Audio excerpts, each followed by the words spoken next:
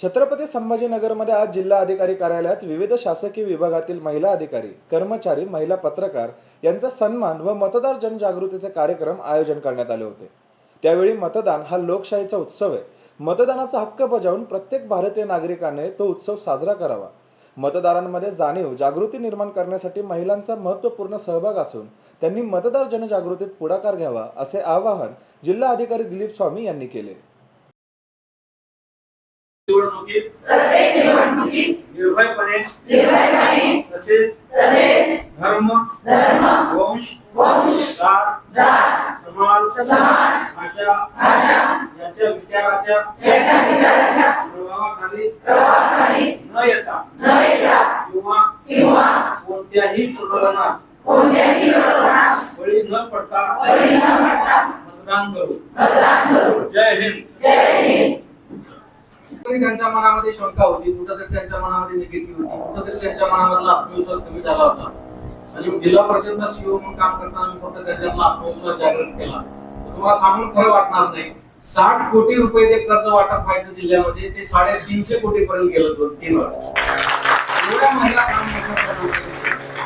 हे मुंबईच्या अतिशय ग्रामीण भागातल्या गरीब महिलांनी तयार केलेले प्रॉडक्ट आज आम्ही इंटरनॅशनल मार्केटवर अमेझॉन सारख्या प्लॅटफॉर्मवर आम्ही इंट्रोड्यूस केल्या आणि आज साता समुद्रापलीकडे आमच्या महिला बचत गटाचे प्रॉडक्ट जात आहेत। म्हणून हा आत्मविश्वास परत एकदा नव्या जोमानं जागृत करण्यासाठी म्हणजे या महिला दिनाच्या कार्यक्रमाचं औचित्य असतं।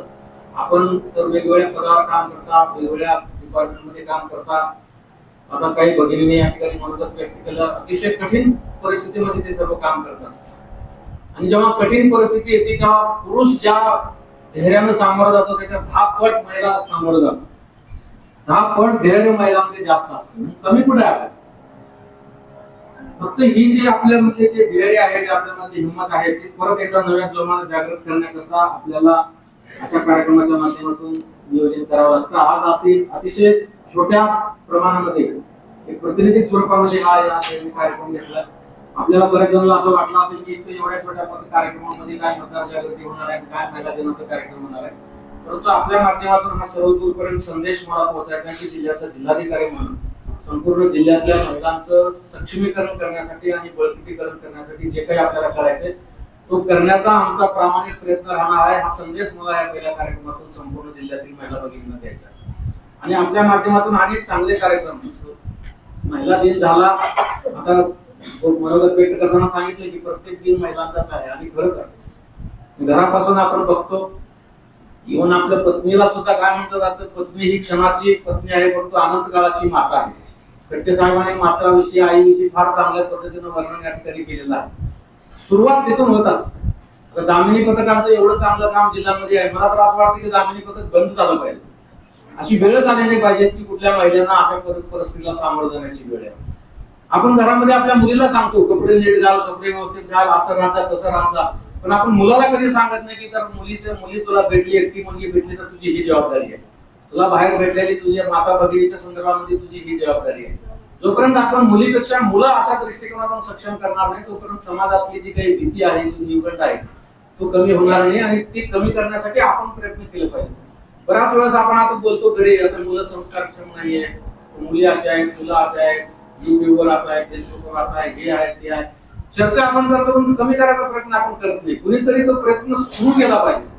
काम किती मोठं होतं ह्याला महत्व नाही, काम आपण सुरू केलं का नाही हे महत्व। म्हणून आम्ही आता शिक्षण विभागामध्ये जिल्हा परिषदमध्ये काम करत असताना आम्ही दशसूत्री तयार करून दिली होती आणि मला सांगायला खूप आनंद होतोय की मी पहिला जिल्हा परिषदचा सीओ आहे त्यांनी जिल्ह्यातल्या सर्व महिला शिक्षकांचं वेगळी कार्यशाळा घेतली प्रत्येक तालुक्यामध्ये।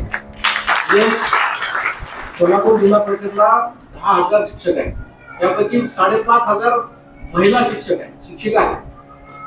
आणि मला असं वाटतं की जर या महिलांना जर आपण चांगल्या पद्धतीने प्रेरित केलं आणि त्यांना जर नॉलेज दिलं तर निश्चित गुणवत्ता वाढ होते। आणि मग प्रत्येक तालुक्यामध्ये फक्त महिला ज्या शिक्षिका आहेत त्यांची कार्यशाळा घेतली आणि त्याच्या माध्यमातून चित्र बदलले शाळेत, जे महिला काय करू शकतात त्याचं उत्तम उदाहरण जवळून पाहिजे। आणि मग हे करत असताना आपण एकीकडे बेटी बचाओ बेटी पढाओ हे स्लोगन लिहितो, भाषण देतो, आपण काय करतो हा संदेश मी त्या जिल्ह्यामध्ये दिला आणि एका शाळेमध्ये सहज भेट दिली, हजेरी पीठ तपासली, सहज इन्स्पेक्शनचा फॉर्मॅट म्हणून हजेरी पीठ तपासली, तर असं लक्षात आलं की एका शाळेतल्या 50 मुली शाळेत येत नाही. प्रश्न पडला की एका शाळेतल्या 50 मुली, मग शिक्षकाला विचारलं, मुख्याध्यापकाला विचारलं, जे 2-4 मुली येत नाहीत समजू शकतो, काहीतरी आजार झाला असेल, उपवास झाले असेल, घरी काय कार्यक्रम असेल, काय तर समजू. 50 मुली कधीपासून येत नाही, साहेब कधी येतात कधी येत नाहीत, काही मुली तर येतच नाहीत. मला आठवतं तर इतकं मोठे मोठे बेटी बचाव बेटी पढाव भाषण करतो मुलं एक चिन्ह चालले होते. म्हणून मी एक टीम तयार केली आणि त्या शिक्षक मुख्याध्यापकाला त्या 50 मुलीच्या घरी पाठवलं. तर तुम्हाला आश्चर्य वाटेल, आजचं इतकं देश सुधारलेला आहे, इतकं श्रीमंत आपण झालो असं म्हणतोय, त्या 49 पैकी 49 मुली त्या फक्त सायकल नसल्यामुळे शाळेत